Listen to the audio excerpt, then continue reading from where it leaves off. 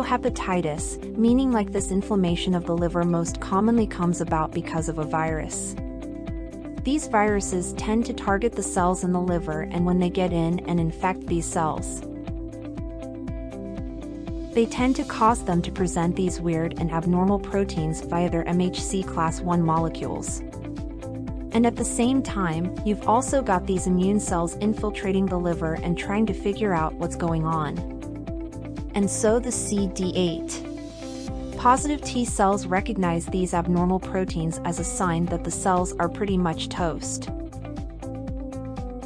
And the hepatitis then go through cytotoxic killing by the T cells and apoptosis. Hepatocytes undergoing apoptosis are sometimes referred to as councilmen and bodies, shown on histology here. And this typically takes place in the portal tracts and the lobules of the liver. This cytotoxic killing of the hepatocytes is the main mechanism behind inflammation of the liver and eventually liver damage in viral hepatitis. As someone's hepatitis progresses, we'll see a couple classic symptoms related to your immune system mounting an attack like fever, malaise, and nausea. Additionally though, patients might have hepatomegaly, where their liver is abnormally large from inflammation, which also might cause some pain, right? As more and more damage is done to the liver, the amount of transaminases in their blood will increase. This is because your liver has these transaminases enzymes, so it can do its job of breaking down various amino acids. Typically, the serum amino-transaminases or the amount in your blood is pretty low, but when your hepatocytes start getting damaged, they start leaking these into the blood. So a common sign is a greater amount of both alanine aminotransferase, or ALT, and aspartate aminotransferase, or AST. Typically, even though both are elevated, ALT will be greater than AST in viral hepatitis and will also be the last liver enzyme to return to normal. Also, elevated levels of atypical lymphocytes are common to see with viral hepatitis, known as atypical lymphocytosis. The lymphocytes are usually like huge, very large due to stimulation from antigens. In our case, the hepatitis virus antigens. Patients often also end up developing jaundice with a mix of both conjugated bilirubin and unconjugated bilirubin. The conjugated bilirubin leaks out when bile ductals are damaged or destroyed when the hepatocytes die, because those hepatocytes make up some of its lining. Also, since these hepatocyte sites are dying, you start to lose the ability to conjugate bilirubin and make it water-soluble, and so you end up with unconjugated bilirubin as well. So since there's both conjugated and unconjugated bilirubin in the blood, some of the water-soluble conjugated bilirubin gets filtered into the urine, giving it this darker color. Another common finding is increased urobilinogen in the urine. Urobilinogen is produced when bilirubin is reduced in the gut by intestinal microbes. Normally, most of that's reabsorbed and transported back to the liver to be converted into bilirubin or bile again. But if these liver cells aren't working right, that urobilinogen is redirected to the kidneys and excreted. So you end up with more urobilinogen in your urine. If symptoms continue or the virus sticks around for more than 6 months, viral hepatitis goes from being acute to being chronic hepatitis. So, at this point, inflammation mostly happens in the portal tract, and if inflammation and fibrosis keep happening, we consider that a pretty bad sign, since it might be progressing to post-necrotic cirrhosis. Now there are 5 known flavors of hepatitis virus that have slightly different and unique properties. Hepatitis A is transmitted through ingestion of contaminated food or water, or, in other words, the fecal-oral route, and is known to be acquired by travelers. Hepatitis A virus, or HAV for short, is almost always acute, and there is essentially no chronic HAV. If we're talking serological markers, an HAV IgM antibody indicates an active infection, whereas an HAV IgG antibody is a protective antibody that tells us that there has been recovery from HAV or vaccination in the past. hepatitis E virus is actually pretty similar to HAV with the same route of transmission, oral fecal, and is most commonly acquired through undercooked seafood or a contaminated water. It also doesn't have much of a chronic state, and HAV IgM antibodies tell us that there's an active infection, and HAV IgG antibody is protective and signals recovery just like HAV. Two big differences to note though between these two guys is that one, only HAV has the option for immunization, and two, HAV infections for pregnant women can be very serious and can lead to acute liver failure, also sometimes called fulminant hepatitis. Alright, next in the docket is hepatitis C virus. Now this guy is transmitted via the blood, so could be from childbirth, intravenous drug abuse, or unprotected sex. HCV usually does move on to chronic hepatitis, and there are a couple of tests that we use to help diagnose HCV. One way is by enzyme immunoassay. In this case, we'd screen for the HCV IgG antibody if present. It doesn't necessarily confirm acute, chronic, or even resolved infection because it isn't regarded as a protective antibody like it is in HAC and HEV. To get more specific confirmation, you might use recombinant immunoblood, which helps confirm HCV. It's more specific but less sensitive than the immunoassay. Clinically, recombinant immunoblood doesn't provide much usefulness and actually needs an additional supplemental test if it's positive. That being said,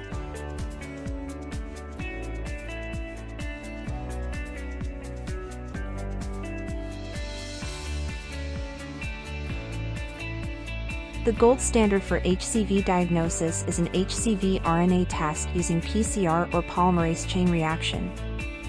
This method can detect the virus very early on, as early as 1 to 2 weeks after infection.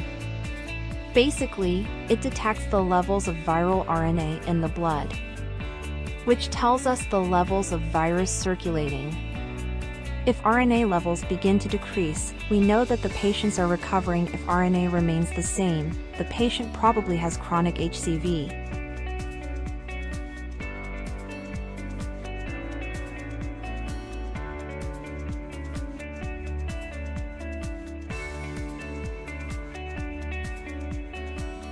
Okay, on the hepatitis B, HBV is just like HCV in that it's contracted via the blood, so the same routes like childbirth, unprotected sex, and others.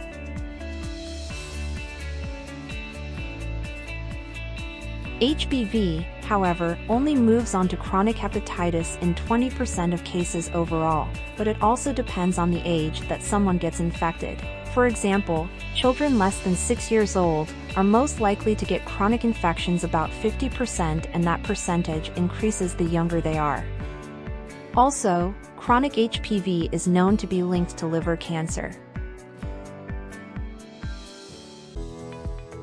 And all these things make HBV in the serology of HBV a super important concept to understand.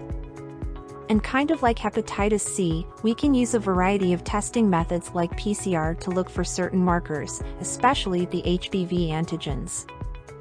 And the presence or absence of each of these at different time points can tell us different things.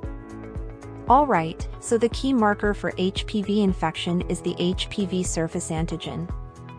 And this is going to be like the supervillain in this story, and this evildoer lives on the surface of the virus here, and we can call it HBsAg, meaning hepatitis B surface antigen. Another marker though is a core antigen, meaning that these antigens come from the core of the virus HBcAg. Think of these like the dispensable henchmen that work inside the villain's evil factory.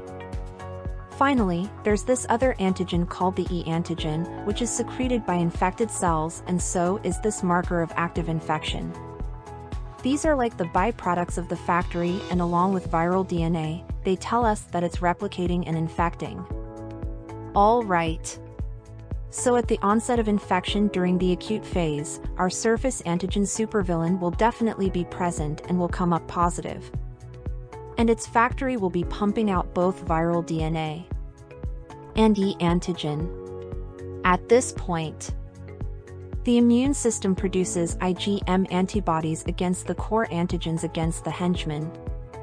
So think of these like your basic police force that work against the core henchmen. These antibodies hack away at the core antigens and they really try their hardest. But in order to actually defeat this villain, this virus, you need to go for the supervillain, right, the surface antigen. So we need a superhero to go after it. So in this story, the IgG antibody for the surface antigen is our superhero. At this point, the host enters this spooky phase called the window, where neither the supervillain nor the superhero can be detected because they are both so low, and this can last from several weeks to months. It's like this war is being raged. But we don't know who's coming out on top. The only thing you can detect during this stage is the IgM core antibodies, the police force. At this point, two things can happen if the superhero comes out the IgG antibodies to the surface antigen. Then we're golden, and this means the day is saved and we win. The other possibility is that this supervillain wins and surface antigens are still again detected. There may also be a presence of HBV, DNA and E antigen because now it's replicating in the factories up and running again. The main point though is that there will not be any IgG for surface antigens, our superhero. Regardless of who wins the IgM antibodies, the police force will be promoted to IgG by about 6 months of time. But this does not mean that the host is protected. So it's important to note that we need this surface IgG superhero to win, but we can have core IgG antibodies and still lose. If the battle's lost, the host transitions into chronic viral hepatitis defined by it continuing after 6 months. When chronic, the host could present as sort of healthy and will likely have the presence of surface antigen core antibody and no DNA or E antigen, basically saying that the supervillains there is just not replicating, and at this point the host is contagious. But there is lower risk. The other option is that they are effective, meaning the whole villain force is active along with an overwhelmed police force. This state increases the risk for post-necrotic cirrhosis and hepatitis cellular carcinoma. One way to get around this whole fiasco is by immunization, which skips these steps and gets you right to the IgG superhero antibody for surface antigen.